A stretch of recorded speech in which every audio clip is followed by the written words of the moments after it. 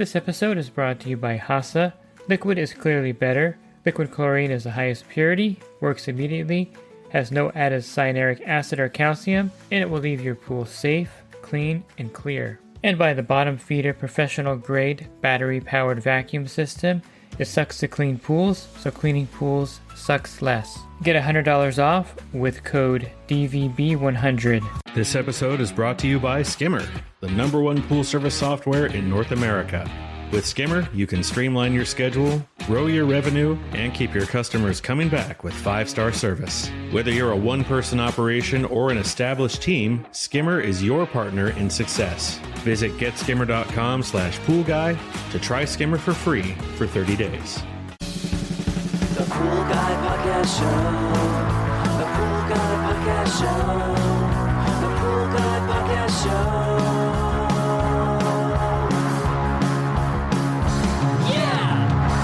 Hi, and welcome to the Pool Guy Podcast Show. Since this is episode 1776, I thought I would talk to you about the revolutions that have happened in the swimming pool industry. I'm going to cover some things through the beginning of the industry, when I started, all the way into present day. And there's been a lot of revolutions in the pool industry, and I think episode 1776 is a fitting episode to do this with. Are you a pool service pro looking to take your business to the next level? Join the Pool Guy Coaching Program. Get expert advice, business tips, exclusive content, and get direct support from me. I'm a 35-year veteran in the industry. Whether you're starting out or scaling up, I've got the tools to help you succeed. Learn more at swimmingpoollearning.com. You've heard me talk about this before, and I'm going to keep talking about it until you get tired of hearing these stories of, walking to school 3 miles barefoot backwards kind of things. But I started in 1988. There was no cell phones. I had a friend in high school that actually had a car phone. It was like this big old box the size of like a toolbox. It was just crazy, and it was like $1 per minute for a phone call or $2 per minute. It was totally useless. We had pagers back then, and if you remember the days of like sending codes because you don't want to pay for the service or the charge, that's what we did too in the pool service. It was a dark ages because there was no YouTube, there was no internet. There was really no training beyond going to the Western Pool Show here in my area, taking a few courses, and it was the dark ages of the pool service. We've gone totally in another direction now where you have AI available, you have coaching groups like my group, you have Facebook groups, you have training seminars, you have all these things that we didn't have. So one of the biggest revolutions is in education. And you should definitely need to seize the moment if you're in the industry and you haven't learned all the newest advanced chemistry. If you're not using the LSI, I gotta pronounce that right, LSI index, I'm already messing this up, then you definitely need to get on it and get with all the tools that you're able to access in today's technological world at your fingertips, basically. Everything you're going to need is here for you, making this industry probably the most dynamic as far as education goes now over just about any other industry out there. There's just so much information, maybe too much information and conflicting information now. Before, you would just go to the pool supply, talk to the guy behind the counter, and he kind of had the latest information. If it was accurate or not, who's to say? There was no Wikipedia to check it, no chat GTP to put it into. You just took his word for it. He'd hand you a new chemical and say, hey, this is really effective, and you would just try it and put it in the pool. So definitely that's the first thing I've noticed over the years is that evolution. Another one has been in the fact that pools have changed pretty dramatically from the first accounts I started servicing to the accounts I service now. Now this revolution was slow in coming, and it had to do a lot with builders and builder choice of what they're putting in the backyard. If you've ever taken over a pool from the 70s, you know exactly, or 60s or 70s, you know exactly what I'm talking about. It's a rectangular pool, about 40,000 gallons, 12 feet deep. The diving board has been cut out. You just have the metal coming out of the cement. And maybe a slide there that's fiberglass that's all cracked and faded and chipped.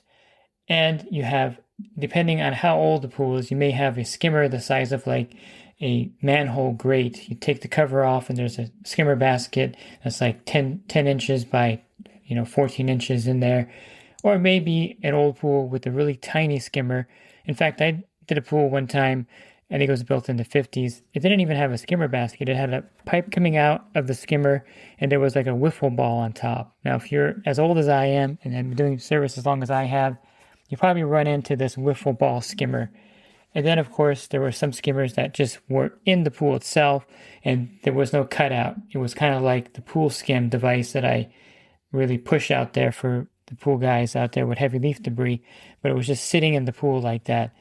So the evolution, of course, has come with some building design changes, especially with smaller pools. Now, to get a pool that's 40,000 gallons is pretty rare in my area. They still have built them in the 90s, and I don't believe anyone's building one now. I mean, I guess they are probably in Texas, but in my area, because of the lot sizes getting smaller and smaller, in fact, the houses nowadays have 0 lots. So I think what's going to happen in Southern California for the builders in the next 20 years is that they're going to find the suburbs shrinking as far as lot sizes, which means they got to get more innovative with what size pool to put in. But there are pools on my route where I can actually jump across the pool. They're so small.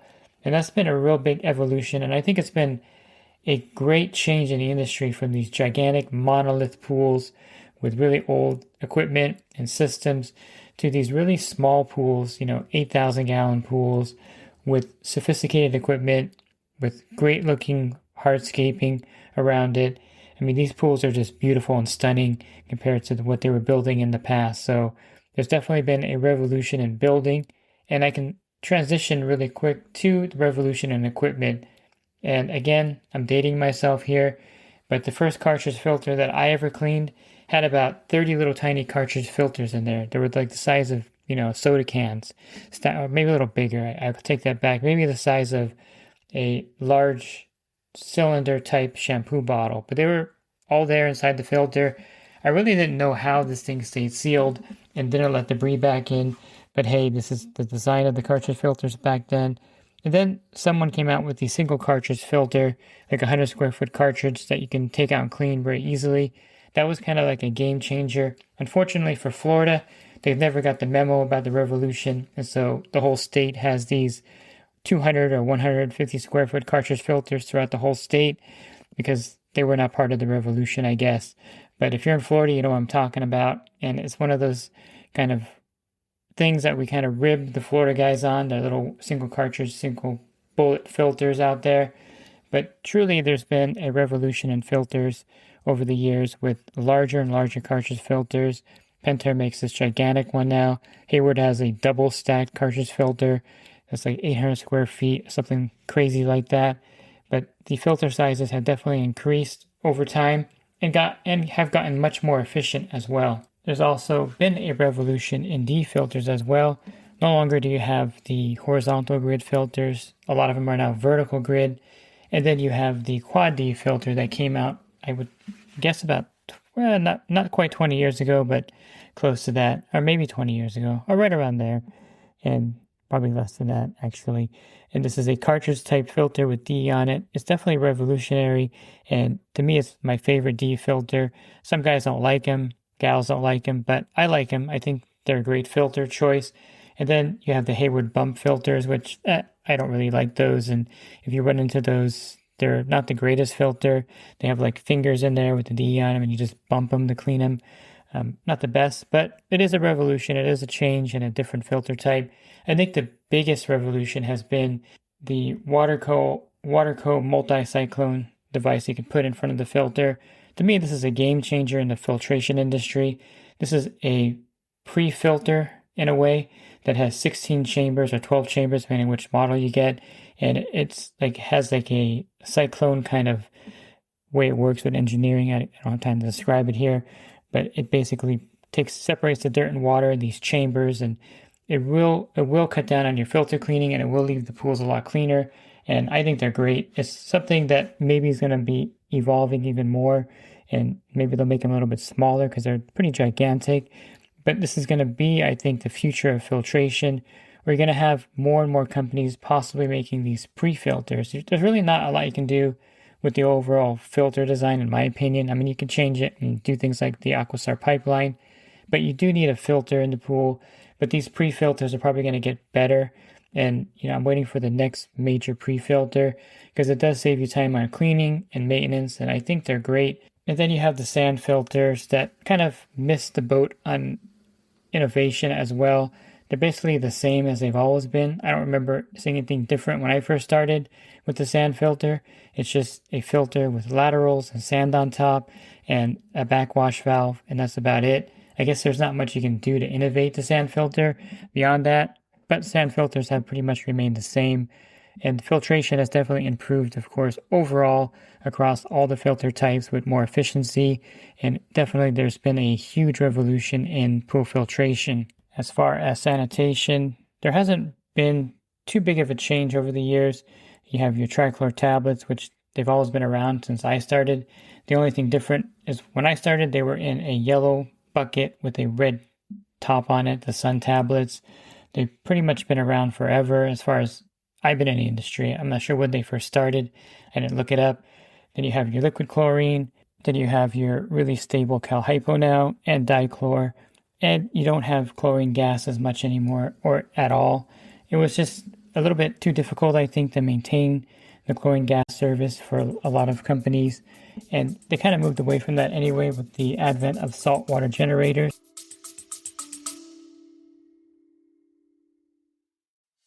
And the Pool Guy Podcast Show has teamed up with UPA to bring you affordable, reliable liability insurance starting at just $64 a month. Get up to $2 million in coverage, and the members of my coaching group get an even lower rate. Protect your business and your peace of mind. Sign up with UPA today by clicking the link in the podcast description.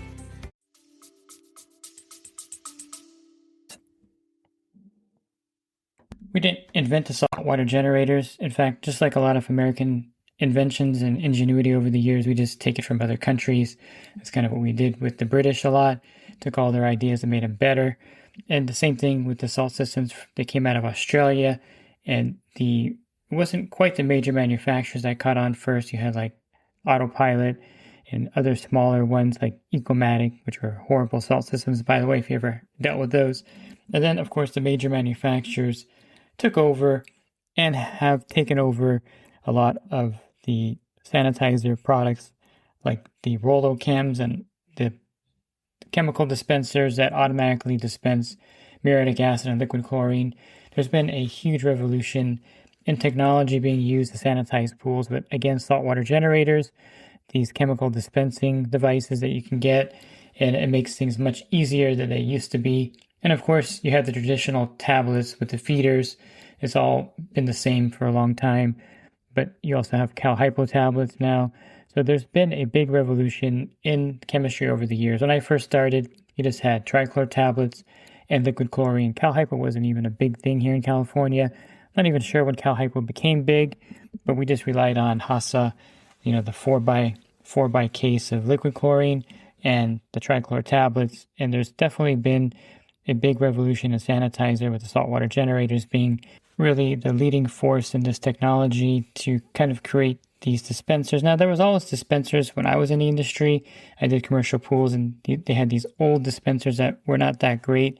The new ones are just so much superior, and I think you can really rely on those. There can be errors sometimes, but typically those new dispensers are much better, and it makes really balancing the pool a lot easier. Of course, there's been an advent of these smart monitors that can check the pool ORP and pH level mainly. Some can do alkalinity and free chlorine. These are something that maybe will get better as technology gets better, but I think as far as cost effectiveness, they're not quite as popular as I think they can be. Eventually, when the price point goes even lower, these may be much more popular for pool pros and consumers to use. And I think one of the biggest revolutions has been a lot of mergers and acquisitions in the industry. A lot of big companies like, of course, Jandy merging with Fluidra, which allows them to purchase other companies like Taylor, the test kit company. They purchase CMP and then shut it down, basically, the salt cell manufacturer.